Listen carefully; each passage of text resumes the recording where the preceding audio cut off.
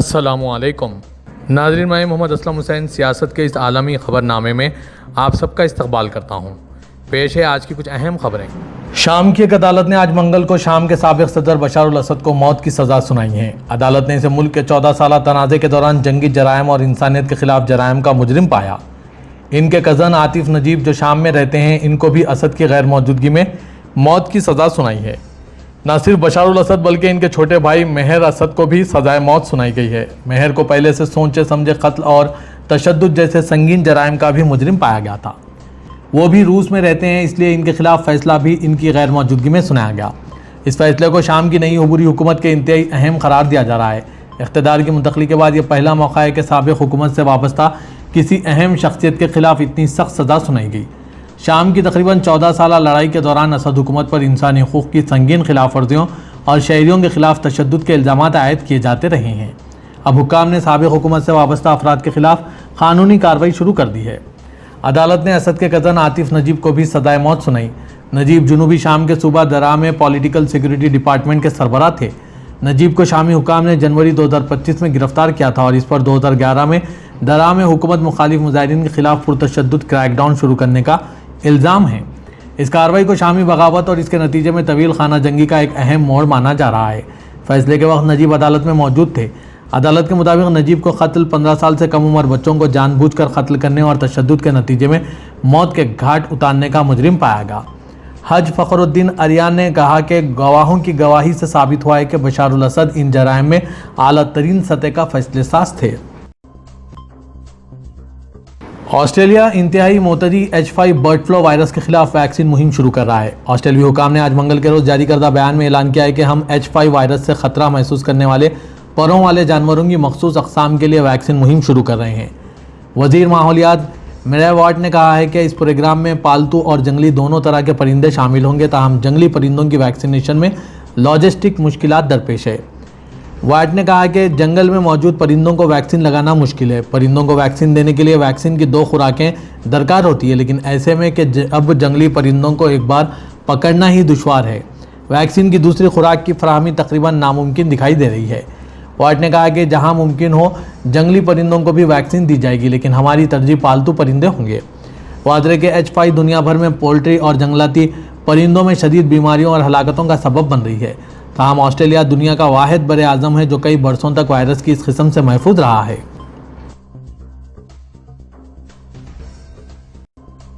ایران اور امریکہ کے درمیان تناؤ بڑھتا ہی جا رہا ہے۔ ادھر ایران کے سپریم لیڈر مصطفیٰ خامنہئی نے ملک کی عسکری قیادت میں بڑی تبدیلیاں کی ہے۔ انہوں نے 6 اعلیٰ افسران کو فوج اور سیکورٹی کے نظام میں اعلیٰ عہدوں پر تعینات کیا ہے۔ یہ رد و بدل ایک ایسے وقت میں ہو رہے ہیں جب ایران نے اپنا نیا قومی سلامتی کا سربراہ بھی مقرر کر دیا۔ نئے سیکورٹی چیف پاسداران انقلاب کے ایک تجربہ کار کمانڈر ہیں اور اس سے قبل وہ امریکہ کے ساتھ مذاکرات کے بارے میں شکوک و شبہات کا اظہار کر چکے ہیں۔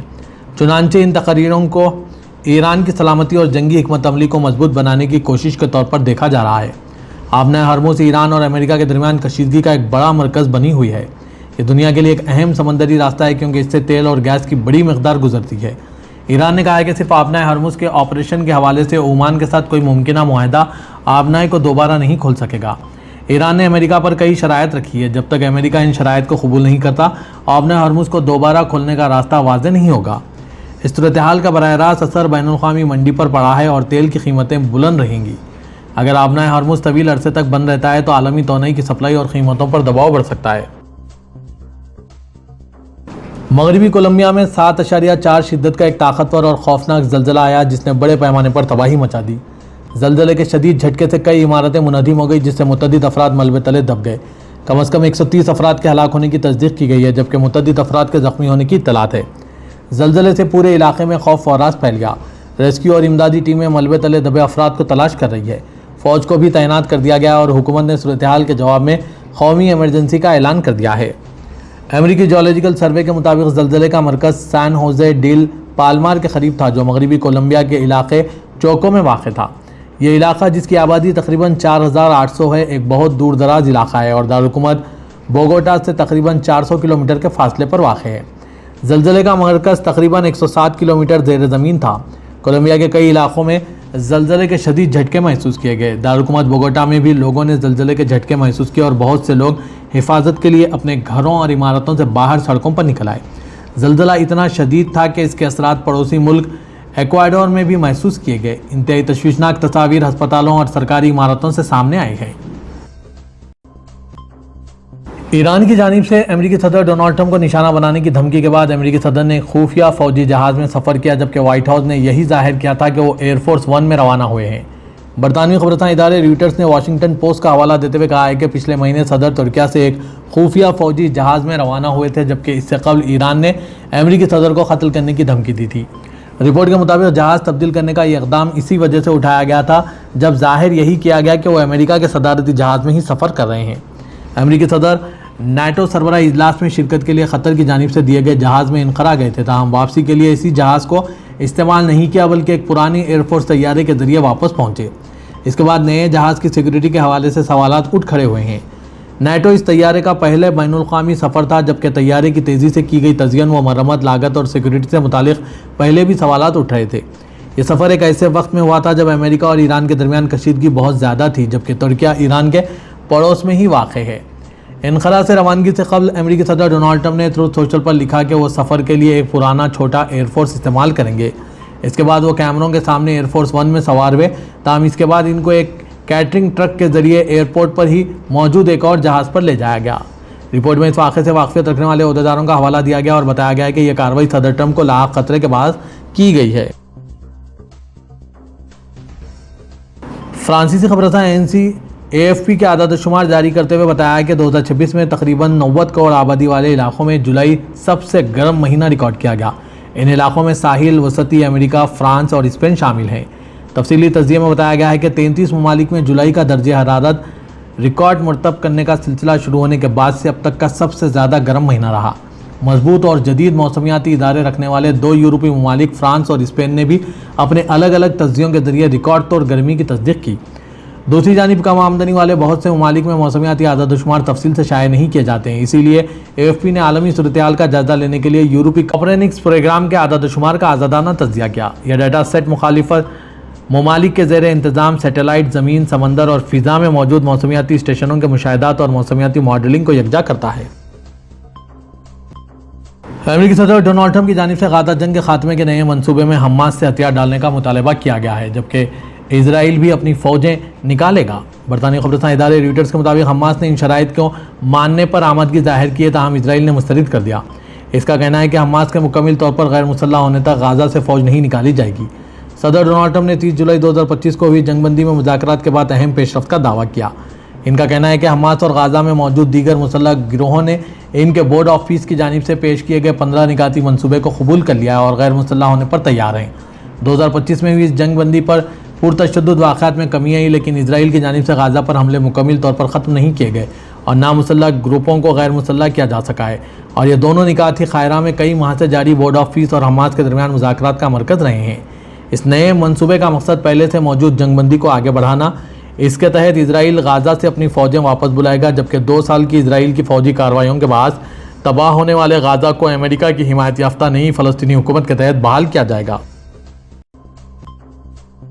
چینی سرکاری میڈیا نے اطلاع دی ہے کہ چین کا ایک راکٹ جو ایک مواصلاتی سیٹلائٹ لے جا رہا تھا، اس کو ناکام لانچنگ کا سامنا کرنا پڑا۔ فلائٹ رپورٹس اور ویڈیوز کے مطابق خلائی جہاز فضا میں پھٹ گیا۔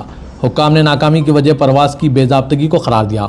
حکومت نے حالیہ برسوں میں اپنے خلائی پروگرام میں اربوں ڈالر خرچ کیے ہیں تاکہ صدر شی جن پنگ کے بقول ملک کا خلائی خواب حاصل کیا جا سکے۔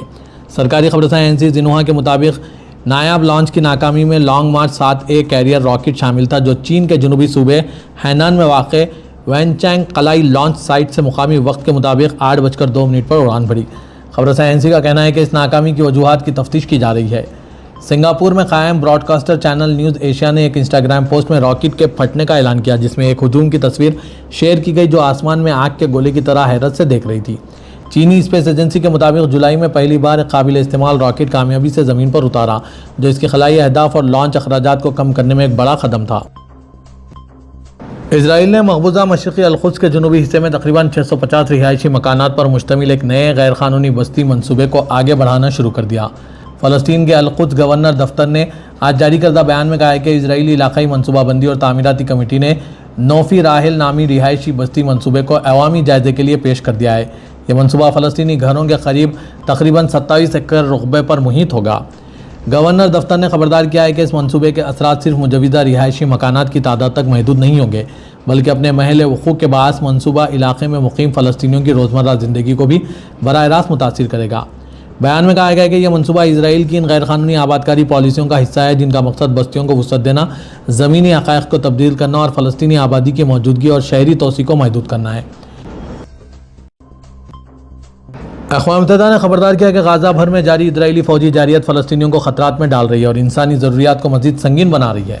اقوام متحدہ کے سیکریٹری جنرل کے نائب ترجمان فرحان حق نے صحافیوں سے گفتگو کرتے ہوئے کہا کہ اقوام متحدہ کا دفتر برائے رابطہ کاری انسانی امور خبردار کرتا ہے کہ غزہ بھر میں فوجی حملے فلسطینیوں کی زندگیوں کو خطرے میں ڈال رہے ہیں اور انسانی ضروریات میں اضافہ کر رہے ہیں۔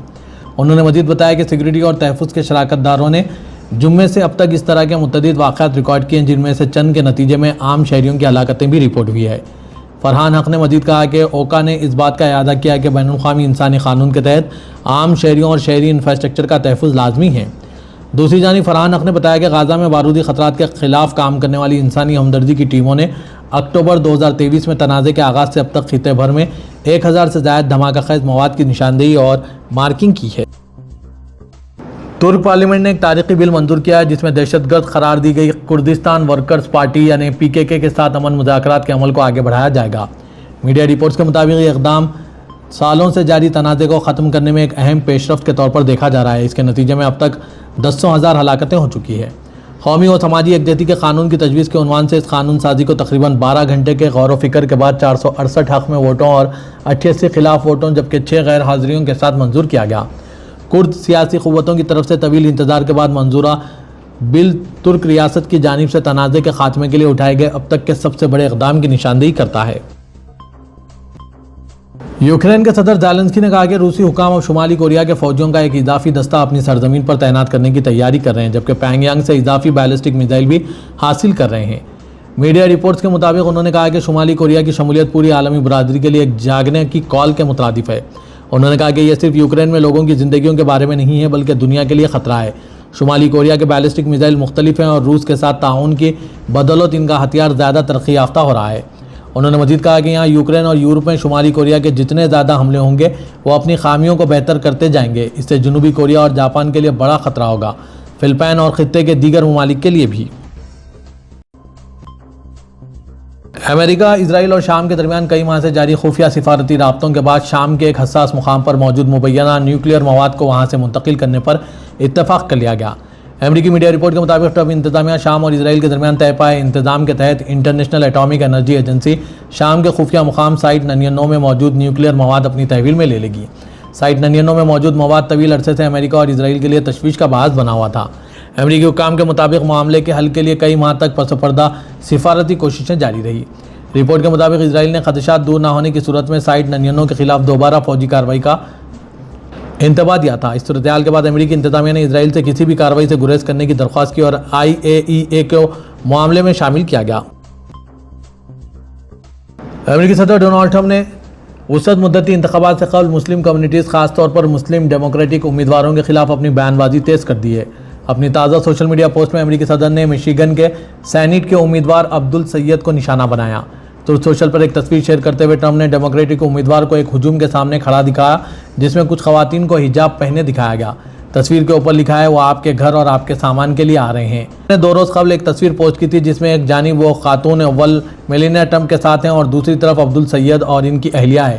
ٹرمپ نے کیپشن میں لکھا تھا 2 بہت مختلف امریکہ۔ گزشتہ ہفتے مشیگن میں امریکی سینیٹ کے لیے ڈیموکریٹک نامزدگی حاصل کرنے والے ڈیموکریٹک امیدوار عبدالسید پر ٹرمپ کا تازہ حملہ اس وقت سامنے آیا جب انہوں نے وسعت مدتی انتخابات میں ڈیموکریٹک پارٹی کی نمائندگی کرنے والے امیدواروں پر تنقید کی۔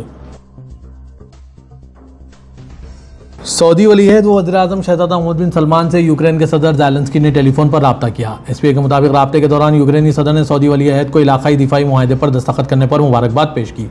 صدر زیلنسکی نے اس امید کا اظہار کیا کہ سعودی عرب، پاکستان اور ترکیہ کے درمیان طے پایا مکہ مشترکہ دفاعی معاہدہ خطے میں سلامتی اور استحکام کے حصول میں معاون ثابت ہوگا۔ دونوں رہنماؤں نے حالیہ علاقائی اور بین الاقوامی صورتحال کا جائزہ لیا، مشترکہ تعاون کے شعبوں اور انہیں فروغ دینے کے طریقوں پر تبادلہ خیال کیا۔